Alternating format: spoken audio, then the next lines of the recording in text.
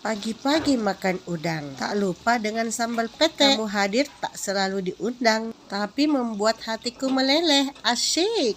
Jadi untuk makan siang kita ini, kita memasak sambal udang pete. Sambal udang pete dan telur dadar dan nasi hangat. Mari makan.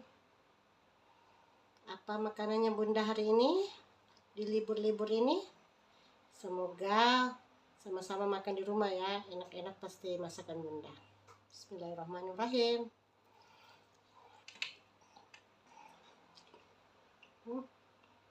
Mantap.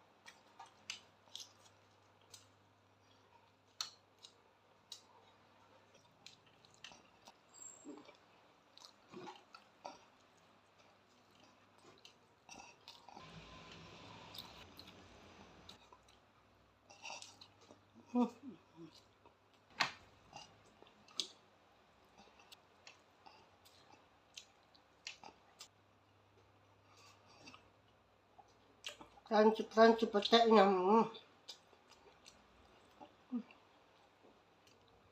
Terakhir.